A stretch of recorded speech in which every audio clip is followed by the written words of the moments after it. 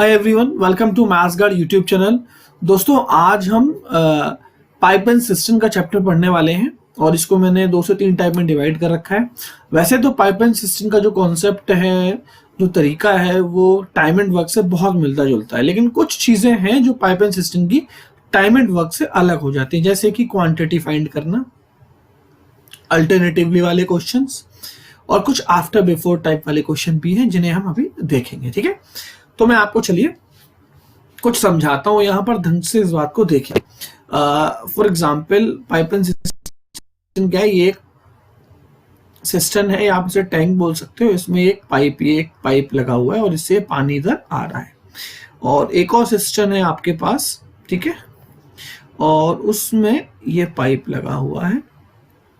ठीक है भाई, अगर मैं आपसे पूछूं कि इन दोनों पाइप में से, अच्छा, इनकी लेंथ ये बहुत बड़ी है, ये थोड़ी सी छोटी लेंथ है ना, तो अगर मैं आपसे पूछूं कि इन दोनों में से फर्स्ट और सेकंड में से कौन ज्यादा एफिशिएंट होगा, कौन ज्यादा एफिशिएंट होगा, मतलब किसकी क्षमता ज्यादा होगी, तो ध्यान रखिए, पाइप सिस्टम में जो आपका पाइप होता है, जो पाइप की लेंथ जो होती है, इससे हमारा कोई लेना देना नहीं होता है। हमें होता है सिर्फ इसके, ये जो आपका आगे का फेस देख रहे हैं आप, ये सर्कल का, ये तो एक तरह का एक सिलेंडर होता है, और आप ऊपर के सरफेस की बात करते हो जो कि किसकी तरह होता है? सर्कल की तरह होता है। तो आप जब इसकी बात करते हो तो इसका जो पाई आर स्क्वायर, क्योंकि एच से कोई मतलब नहीं होता, तो वॉल्यूम ऑफ सिलेंडर की बात हो जाती है। एच से कोई लेना देना नहीं, तो आपका सिर्फ किससे? पाई आर स्क्वायर से। और पाई में भी ध्यान रखिए, पाई कभी चेंज नहीं होता, पाई कभी भी चेंज नहीं होगा। तो ऑलवेज जो भी एफिशिएंसी है वो किस पे बेस्ड होगी? आर स्क्वायर पे। मतलब आप कह सकते हो जो एफिशिएंसी है वो डायरेक्टली प्रोपोर्शनल किसके? रेडियस के स्क्वायर के। इसका मतलब, और ये पूरा होता है डायामीटर। क्या होता है? ये डायामीटर। और डायामीटर क्या होता है? Twice of radius. समझ में आ रही बात? तो अगर मैं रेडियस की बात करूं तो d/2 हो जाएगा, ये d/2 हो जाएगा, ये आपका आर।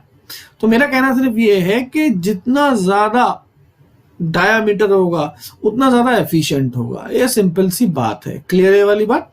तो जितना ज्यादा पानी, लैंड से कोई लेना देने की बात ध्यान, फिर बता रहा हूं मैं आपको, तो जितना चौड़ाई होगी उस पाइप की, वो उतना ही ज्यादा क्षमतावान होगा। क्लियर है वाली बात, बड़ा बेसिक सी बात है इसमें। ठीक है, ठीक है, बाकी सारी चीजें वही है जिसे आप टाइम एंड वर्क से लोगे। लेट सपोज मैं कह रहा हूं, देखते, मैंने कहा पाइप ए है, एक पाइप बी है और एक पाइप सी है।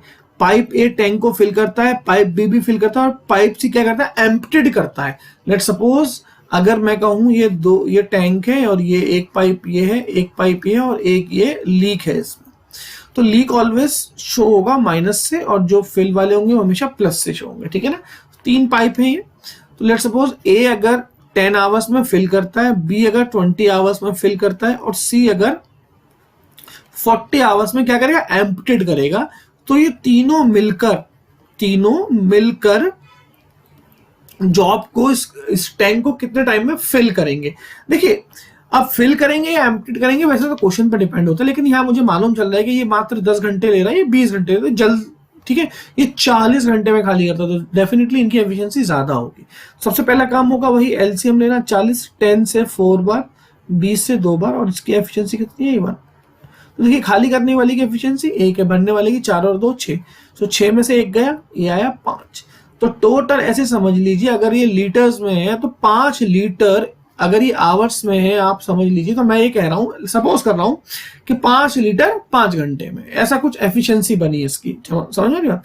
तो तीनों मिलकर जॉब कितना है? 40, और तीनों की मिलकर ये क्या है? आपकी ये एफिशिएंसी है, ये क्या है? आपका वर्क है, और ये क्या है? आपका टाइम है। तो आपको मालूम होना चाहिए वाली बात कि जो आपका वर्क होता है वो एफिशिएंसी इनटू टाइम होता है, सेम टाइम एंड वर्क की तरह। ये वाली बात, अगर मुझे एफिशिएंसी निकालनी है तो वर्क अपॉन टाइम से मेरी एफिशिएंसी आएगी। क्लियर है वाली बात?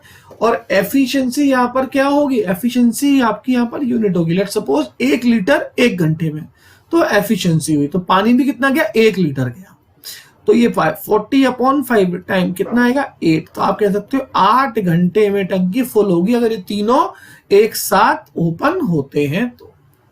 क्लियर है वाली बात? तो इस तरह की कुछ चीजें हैं। अपन मैं चाहता हूं आप उसे क्वेश्चन से देखें, ज्यादा बेटर रहेगा। देखिए, क्वेश्चन उठाया मैंने, प्रीवियस ईयर का ही है। एक अ पाइप ऑफ डायमीटर डी, एक पाइप है जिसका डायमीटर डी है, ये मेरे पास एक पाइप है और इसका जो डायमीटर है ये डी है ना, और ये टंकी को डी व्यास वाले पाइप खाली करने में 40 मिनट लगते हैं, ये खाली कर रहा है, इसको 40 मिनट लगते हैं। कितने मिनट लगते हैं? 40 मिनट लगते हैं।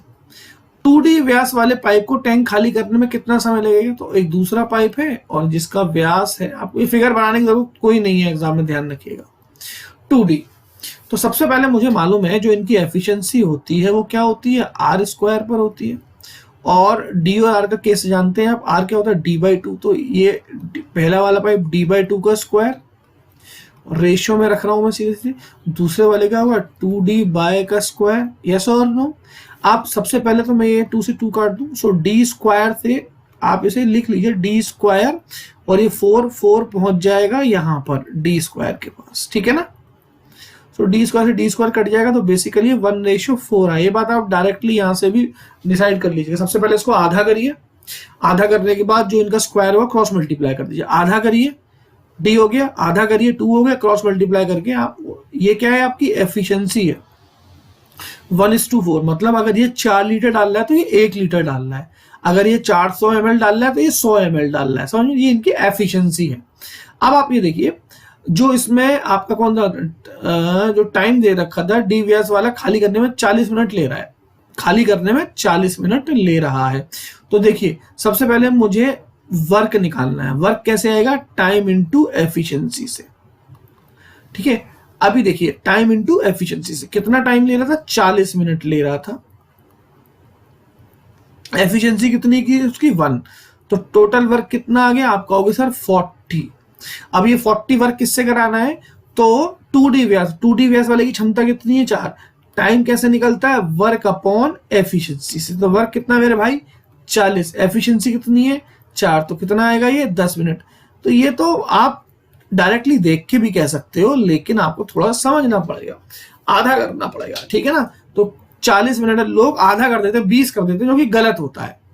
आपका कोई डी वाला 40 में ले रहा है तो 2D वाला आधे में लेगा, नहीं भाई, स्क्वायर होता है। तो आप 1/4 करिए, क्या करिए? हमेशा 1/4। 40 का क्या करना है आपको? 1/4। तो 1/4 कितना होता है? 10।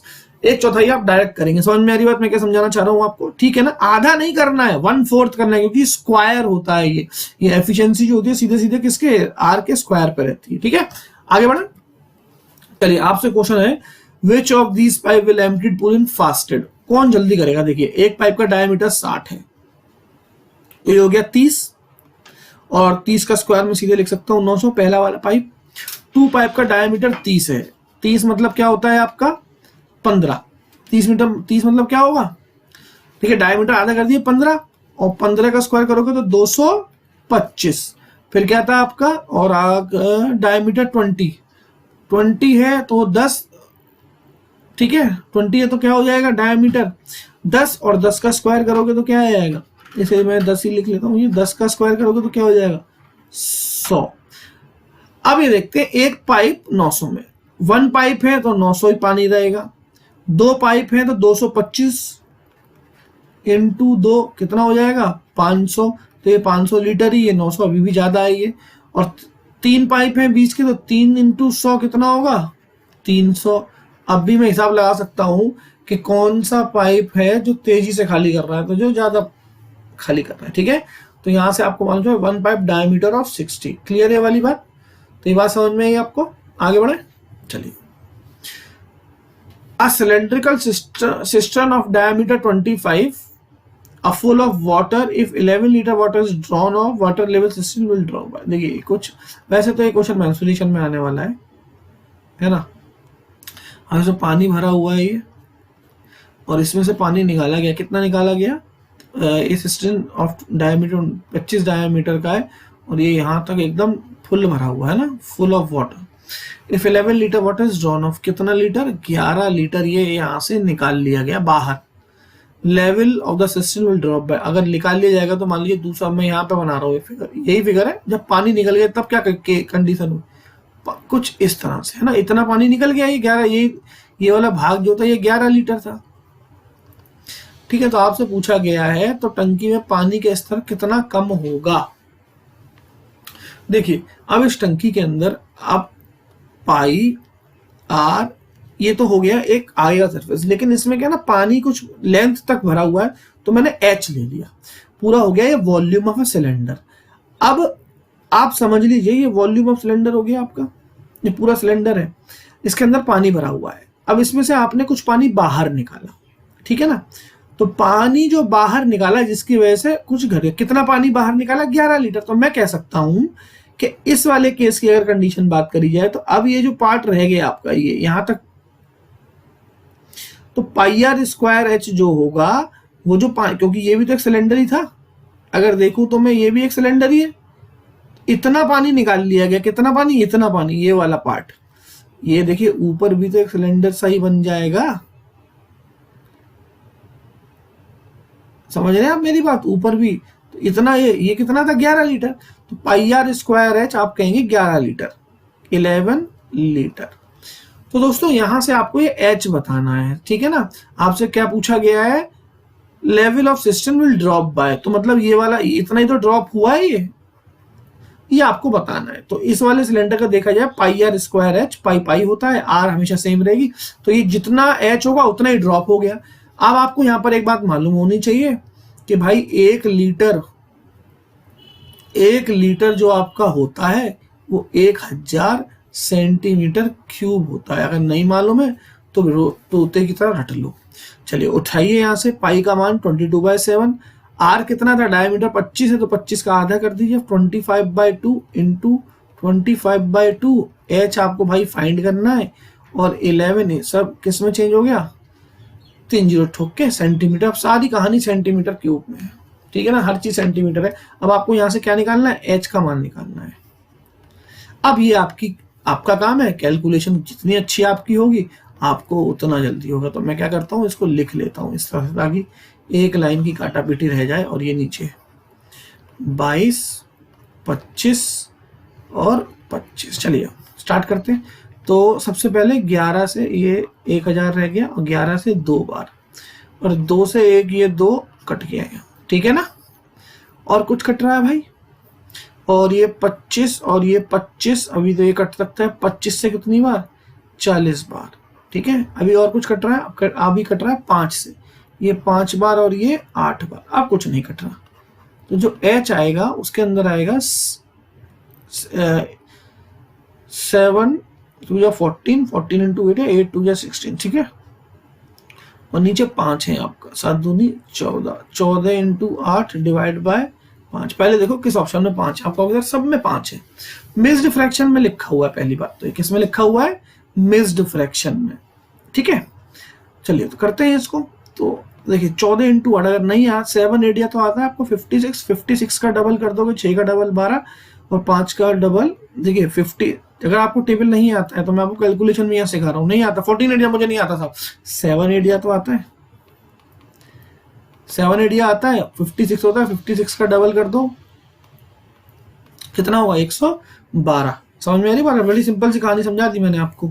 अब डबल करके कितना आया 112, तो ये आया 112 डिवाइड बाय 5। अब 5 से काट लीजिए, 5 2 जा 10, फिर 5 2 जा 10, तो 22 1/5 आपका कहीं ऑप्शन। तो देखिए कहीं कोई कैलकुलेशन सही है अपनी, 1 तो नहीं आ सकता, 2 ही आएगा, सॉरी 22/2, 5 2 जा 10, 10 और 2 12, 22 सही 2/5, तो 22 सही 2/5 कौन सा ऑप्शन, ऑप्शन नंबर 3। तो ये बात आपको समझनी है, इस तरह के क्वेश्चन नहीं पूछे, वैसे तो मेंसुरेशन में पूछे जाते हैं लेकिन यहाँ भी आपसे डिस्कस हो सकते हैं। क्लियर है वाली बात, आगे बढ़ते हैं। चलिए एक और क्वेश्चन, इन व्हाट टाइम एक हौज में 3 पाइप लगे हुए हैं जिनका व्यास, जिनका जो डायामीटर है 1 और दूसरे वाले का डायामीटर कितना है 1 1/3, कितना होगा 3 1 3 4/3, तथा तीसरे वाले का कितना है, तीसरे वाले का है आपका 2। बड़ा पाइप हौज को 61 मिनट में भरता है। अभी बड़ा देखना पड़ेगा, बड़ा कौन होगा इसमें, जिसकी एफिशिएंसी ज्यादा होगी, हमेशा ध्यान रखिए, यहाँ बड़ा लेंथ से नहीं होगा, बड़ा होता है एफिशिएंसी से। सो प्रत्येक पाइप को बहने वाले पानी की मात्रा उसके व्यास के वर्ग के अनुपातिक होती है। ज्ञात कीजिए तीनों पाइप मिलकर हौज को कितने समय में भरेंगे। तीनों मिलकर, सबसे पहले डायामीटर, आपने रेडियस बनाया उसका स्क्वायर किया, 1 का स्क्वायर 1, इसको बनाओगे जब आप रेडियस तो 2 से डिवाइड करोगे, 2/3, 2 का स्क्वायर 4, 3 का स्क्वायर 9। इसको आप 2 से डिवाइड करोगे, सॉरी इसको भी जब 2 से करोगे तो 4 हो जाएगा, और इसको 2 से करोगे तो क्या हो जाएगा, ये 2 से डिवाइड करके स्क्वायर करोगे 1। अब आपको पहले ये रेशियो में, इनको रेशियो से बदलना पड़ेगा। सबसे पहले 4 और 9 का एलसीएम कितना होता है, 4 और 9 में क्या होता है, 36 होता है ना एलसीएम। 4 से 9 बार तो आया 9, 9 से 4 बार, 4 चौक 16, और ये 36 ही रहेगा। तो दोस्तों ये तो आ गई आपकी एफिशिएंसी। अभी आपको सबसे पहले निकालना पड़ेगा वर्क, क्योंकि आपसे पूछा है तीनों मिलकर, और नीचे आएगी तीनों की एफिशिएंसी। तो वर्क कैसे आएगा, वर्क के लिए किसी के बड़े पाइप का 61। अब बड़ा देखो किसकी एफिशिएंसी ज्यादा है, 9, 16 और 36, यही हुआ इसका मतलब बड़ा, यस और नो, यही बड़ा हुआ आपका। तो वर्क कैसे निकलेगा, यहां से देखिए मैं वर्क निकाल दे रहा हूं। वर्क कहाँ लिखूं, यहां लिख देता हूं। वर्क आएगा 36 इंटू हाउ मच, 61। अब मैंने से मल्टीप्लाई पूरा नहीं करा, क्योंकि 36 इंटू 61 इतना ही लिख लिया, क्योंकि मुझे ये सब ऐड करके लिखनी है, ठीक है ना, ये सब मुझे ऐड करके क्या करनी है, लिखनी है। ये 9 है आपका सुंदर सा। चलिए अब मैं इनको ऐड करता हूँ। सो 6 और 6 12, 12 और 9 कितना हो गया, 21, 21 का 2 कैरी, 3 और 2 5, 5 और 1 6, तो ये आ गया 61। अब देखिए आप देखिए 61 से 61 पूरा पूरा चला गया, मैंने इसलिए मल्टीप्लाई नहीं करा था। तो कितना टाइम आया, ये आ गया वर्क, ये तो था वर्क है ना, ये क्या था आपका वर्क, और ये आपका एफिशिएंसी। सो टाइम क्या होगा, तो टाइम आ गया आपका 36, सब कुछ मिनट में चल रहा है, तो आंसर इज 36। तो दोस्तों ये था आपका क्वेश्चन, ठीक है ना। चीजों को देखिए मैंने यहाँ पर क्या करा है, मैं फिर बता देता हूँ अगर आपको जरा से भी कंफ्यूज। तो पहले मैंने डायामीटर को 2 करके r बनाया, और फिर अगले स्टेप में r का स्क्वायर कर दिया, तो वही चीज है 1/2 और 2 का स्क्वायर 4, ठीक है। चलिए तो आई होप चीजें आपको समझ में आई होंगी। मेरा पहला वीडियो था, सेकंड वीडियो में मैं बहुत अच्छा क्वेश्चन कराने जा रहा हूँ आपको, तो जुड़े रहिए और देखते रहिए। Thank you.